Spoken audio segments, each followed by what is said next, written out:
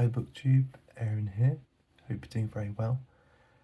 Today I've got a bit of a book haul for you. It seems to be the thing to do at the moment. Quite a few booktubers have been posting book hauls in the last few days. I suppose it's not entirely unexpected in the weeks following up from Christmas.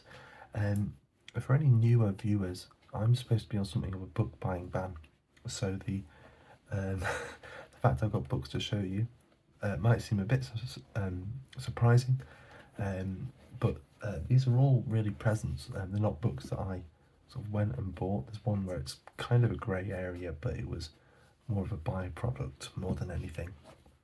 So we've got some books here for Christmas presents, a couple of here that were just given outside of the festive period, and then at the end I've got a question for you about something, and I'm just putting the books back down because I tried filming it and had to start again. So let's dive in to the books. First up, we have Richard Holmes, Coleridge, Darker Reflections. This is about Coleridge towards the end of his career, when he's already written all of the poems that he's famous for, so it is not necessarily about his relationship with William Wordsworth or anything like that. So it says that by the age of 30, Coleridge had written much of the poetry for which he is now remembered. But the consequence of reaching such artistic heights so early in his career was to cast a shadow over the last 3 decades of his life.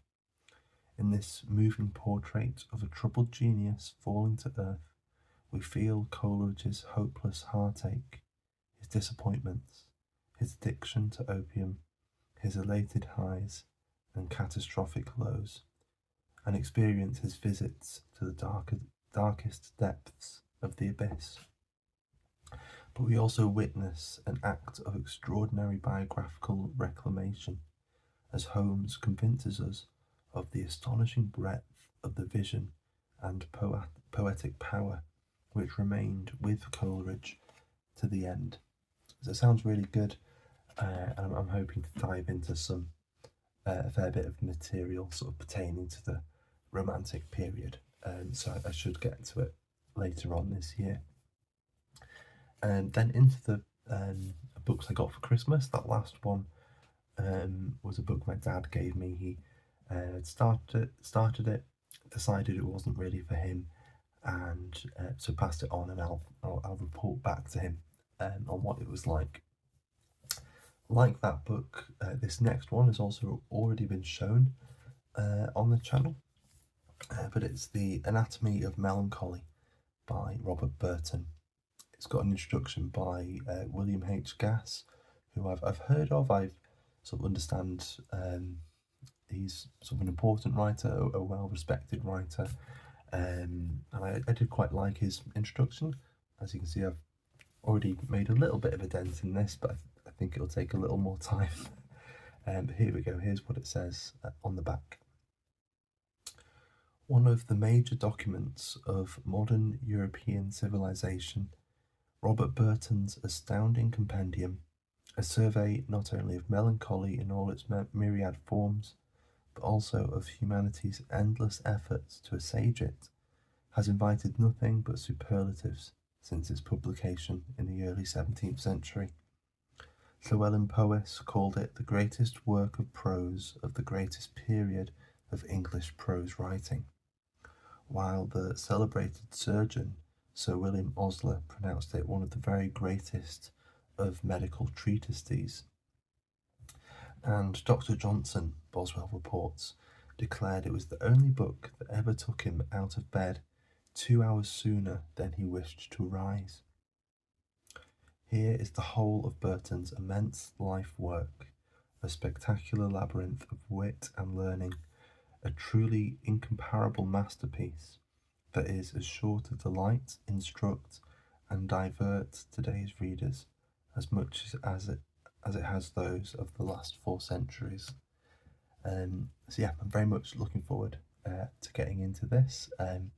It's a book that seems to turn up in a lot of places. A lot of writers that I've enjoyed have mentioned it and it turns up in their work, either in certain short stories or something, or as passages from it are used as an epigraph or something like that. So it's intriguing, and I'm looking forward to getting to know it better. Then we've got a book that was recommended to me by Aaron from Aaron Read a Book, or Aaron Read a Book. And I should say that I'd given a wish list to my family, which is why I've got books that I had my eye on.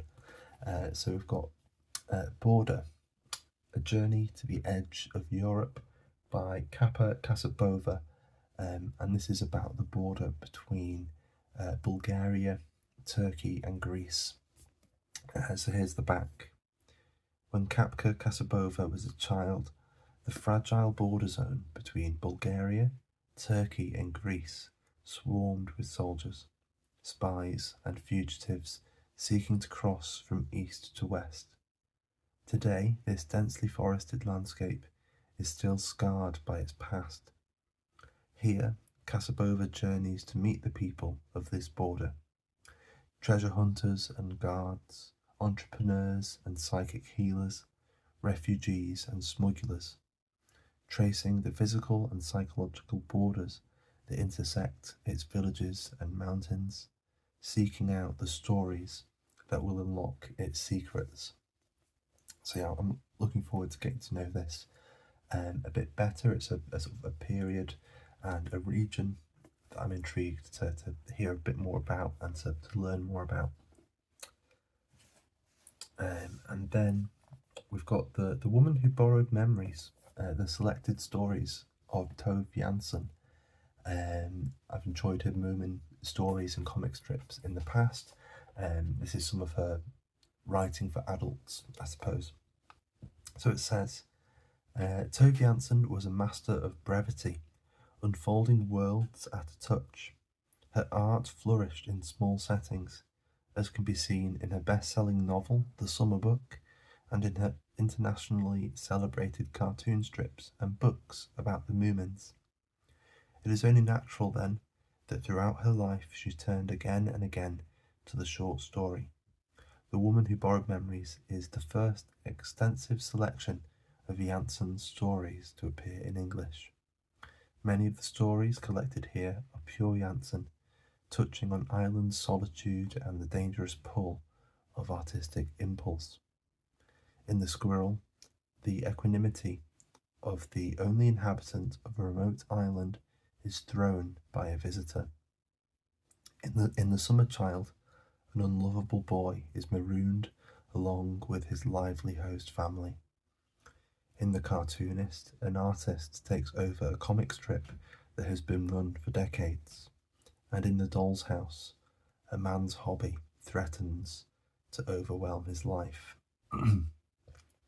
Others explore unexpected territory. Shopping has a post-apocalyptic setting. The Locomotive centres on a railway-obsessed loner with murderous fantasies. The Woman Who Borrowed Memories presents a case of disturbing transference. Unsentimental, yet always humane, Jansson's stories complement and enlarge our understanding of a singular figure in world literature. So I'm looking forward to getting to know her better as a writer in the near future. Then we've got The Palace of Dreams by Ismail Kadari, a writer that I've read before in the past. I've read The Traitor's Niche by him, and together this and The Traitor's Niche, along with a book called Three Arch Bridge, all form a rough trilogy, a kind of thematic trilogy about the Ottoman Empire, and I think particularly Albania's relationship to the Ottoman Empire, as Kadari is from Albania. So it says on the back, at the heart of the Sultan's vast empire stands the mysterious Palace of Dreams. Inside, the dreams of every citizen are collected, sorted, and interpreted in order to identify the master dreams that will provide the clues to the empire's destiny and that of its monarch. An entire nation's consciousness is thus meticulously laid bare at the mercy of its government. And so that sort of phantasmagoric element blended with the sort of political side of things seems to be sort of something that Qatari is very good at.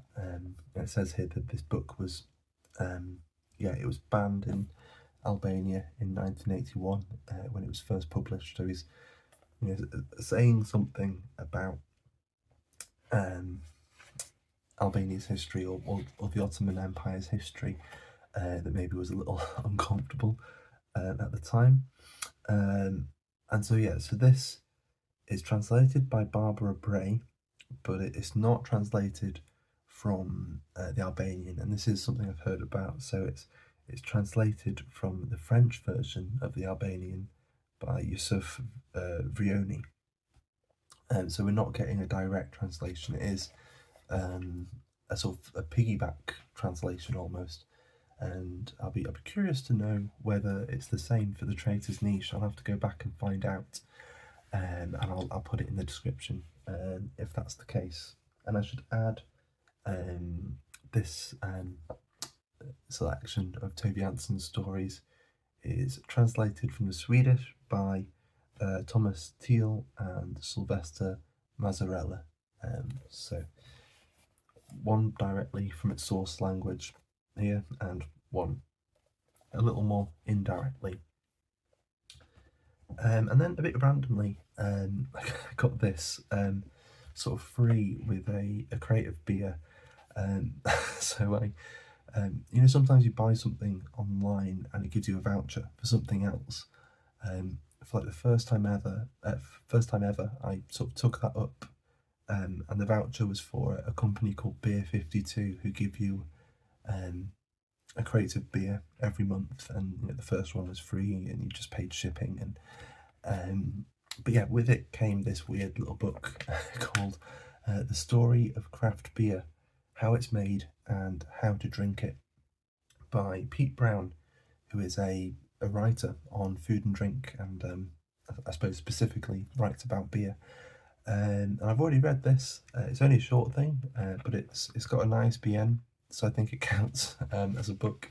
And it was interesting to sort of go into the common ingredients of beer, and the varieties of hops and yeast and malts that are used, and things like that, and what people are talking about when they're talking about those things.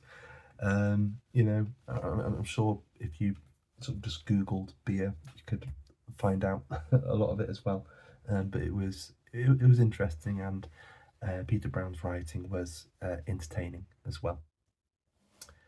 And then the last one here, again, this isn't a Christmas present, it's another one that was given to me, in this case just after Christmas, by my sister, because it's a book that she reckoned I'd be more likely to read than her.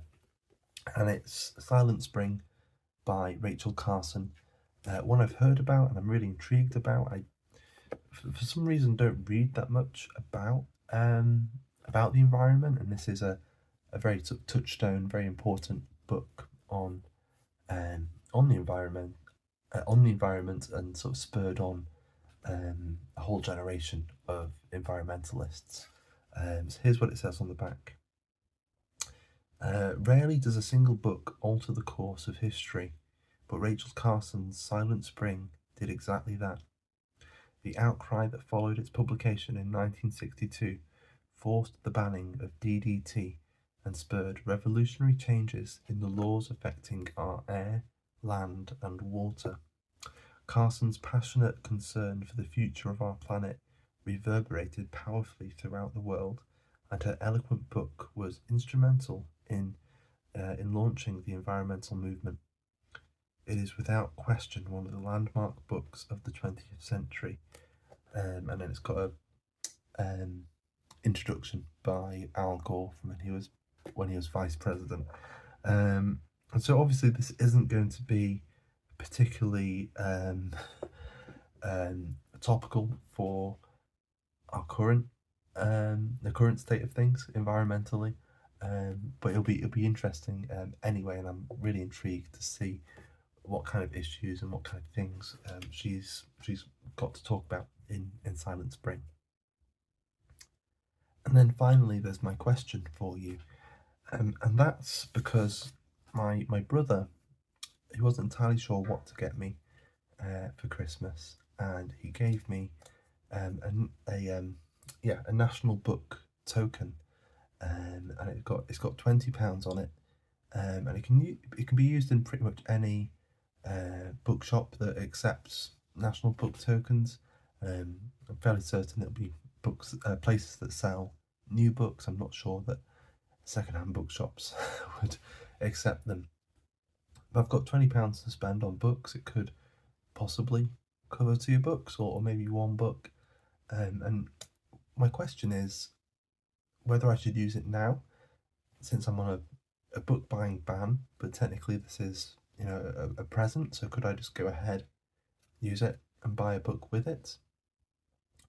Should I wait? I'm planning to lift the book buying ban in March, so we're only a couple of months away now, so I could potentially wait a little bit.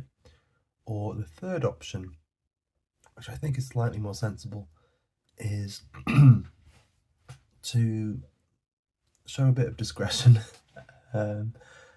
and wait to see if there are one or 2 books particularly that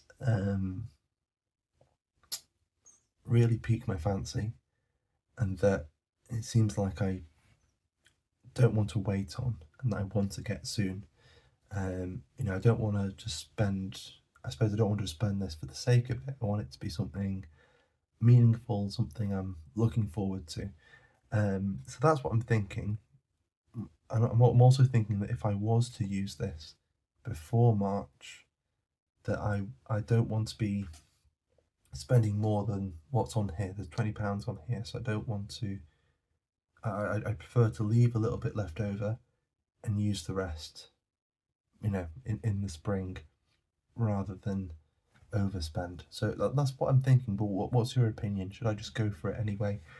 Use it all now on whatever? Should I show a lot of constraint and not use it until March, or should I go for that middle of the road option?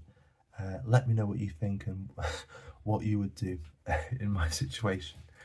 But for now, that's everything. So I hope those books were interesting. Let me know if you've read them, or if you're if they're books that you've been planning to read and you're intrigued by them. But for now, that's everything. So thank you for watching, and I'll see you soon. Bye bye.